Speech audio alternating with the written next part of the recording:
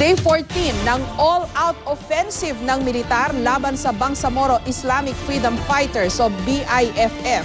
Ayon sa Armed Forces of the Philippines o AFP, mahigit 100 na raw ang napatay nilang BIFF, kabilang na ang ilang kaanak ng tinutugis nilang teroristang si Basit Usman. Posible rin daw na napatay ang isa sa mga close in security ni Usman. Pero habang tumatagal ang opensiba, patuloy ang pagdami ng mga apektadong residente na sa ngayon umabot na raw sa 70,000. Live mula sa Awang sa Maguindanao, may report si June Veneracion. June? Jessica, sa salita na mismo ng Commanding General ng 6th Infantry Division ng Philippine Army na si Major General Edmundo Pangilinan, ay almost wrapping up na daw sana sila dun sa kanilang all-out military offensive laban sa Bangsamoro Islamic Freedom Fighters. Pero nagbago ito na magkaroon ng sightings kaninang umaga ng ilang top leaders ng BIFF.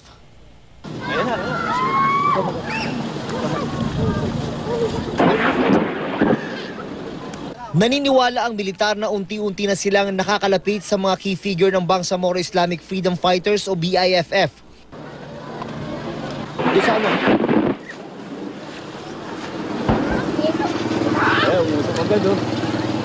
Sa isang airstrike na inulunsad sa Barangay T sa bayan ng Datupiang na sinabayan din ng magpapaulan ng bala ng kanyon.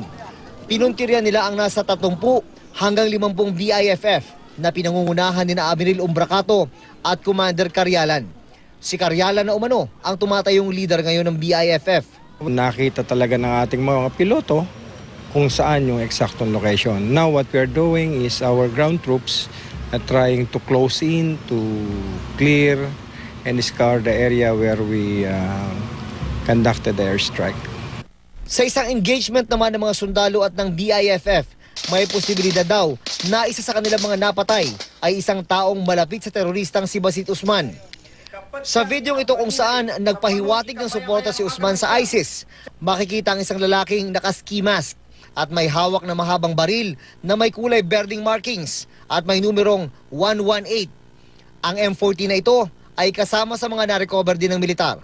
Napakalaking blow sa grupo ni Basit Usman yung nangyari na encounter yung 3 days ago. Sa parehong inkwentro, muntik-muntikanan na raw masapul ang isa sa mga main target ng opensiba, si Basit Usman mismo. Malaking posibilidad. Mahirap kasi may mga ibang tactics sila. They disperse in groups. Hindi sila nagsasama-sama.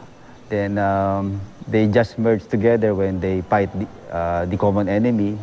Kanina sa press conference ng AFP, kinumpirma rin nilang 3 kamag-anak na ni Usman ang kanilang napatumba. 160 na raw ang kanilang napatay sa hanay ng BIFF. Pero nalagasan na rin ng 6 ang puwersa ng militar.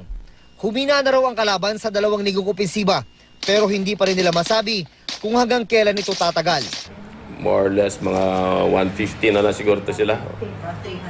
300.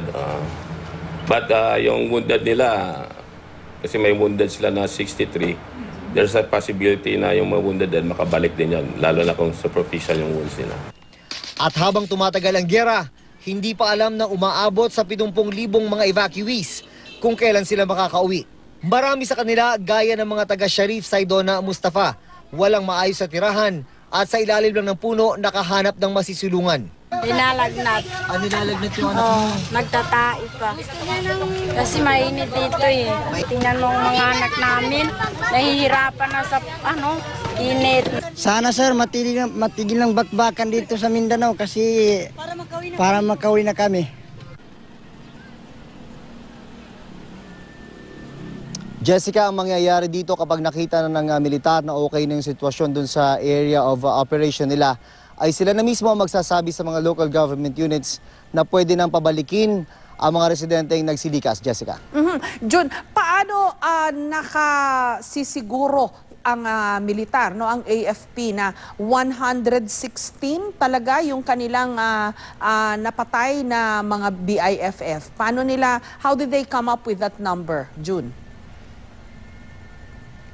Kadalasan ng mga ganyan, Jessica, ay binabase yan doon sa kanilang mga intelligence information din sa loob ng area naman ng kanilang mga nakakalaban. At bukod dyan, ay binabase din dyan doon sa mga mismong nakikita ng kanilang mga tropa doon sa mismong encounter site.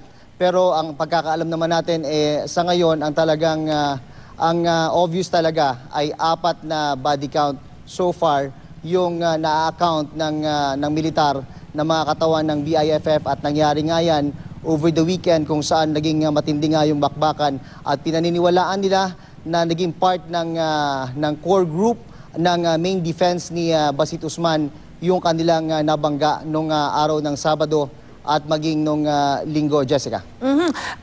January 25 pa nangyari yung enkwentro sa Mamasapano kung saan mukhang na-sight ba o nakita itong si Basit Usman matapos na napatay ng PNP staff itong si Marwan. Paano nakasisiguro ang militar na nandyan pa sa lugar na yan itong si Usman?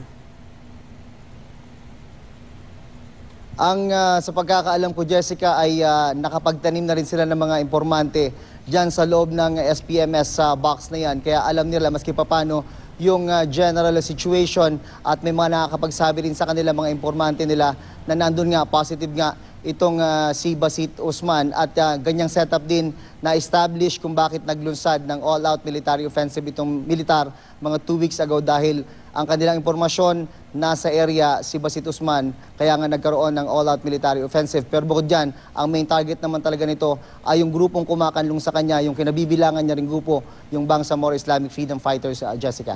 In the meantime, June, tinatawag ng humanitarian crisis itong pag-evacuate ng 70,000 na ng mga kababayan natin mula sa kanilang mga tahanan dahil dito sa giyera ngayon, o itong offensive ng militar. Nakikita nyo ba na nag-i-improve maski pa paano yung supplies na ibinibigay, yung facilities para dito sa mga bakwit, o katulad pa rin ito nung dati? Yung mga offices naman dito, yung regional office ng ARMM, yung provincial office ay talagang nagtutulungan bukod dun sa mga private NGOs, kasama na nga yung ating kapuso, yung ating GMA Kapuso Foundation, Jessica, na tumutulong para maayudahan yung mga apektadong pamilya dito sa Maguindanao. Pero alam naman natin sa mga ganitong sitwasyon ay kung ganyan, lalo ng ganyang kalaking number, mga 70,000, ay talagang mahirap yan pagkasyahin kung ano man yung mga pondong hinahawakan ngayon ng mga lokal na pamahalaan para mapagsilbihan yung mga residente na yan. Dahil alam naman natin, ang pinakabuhay lang yung mga yan ay yung kanilang bukid na nasa loob mismo ngayon ng area of concentration ng military offensive laban nga sa MILF. May makikita mo, Jessica, may sa gilid ng puno, or rather sa gilid ng daan, sa ilalim ng puno, kung saan-saan na lang. Kanina nga, sa ating paglabas kanina sa field, ay makikita pa tayo mga tent na itinatayo sa gilid ng daan. Kaya talagang makikita mo, ay mukhang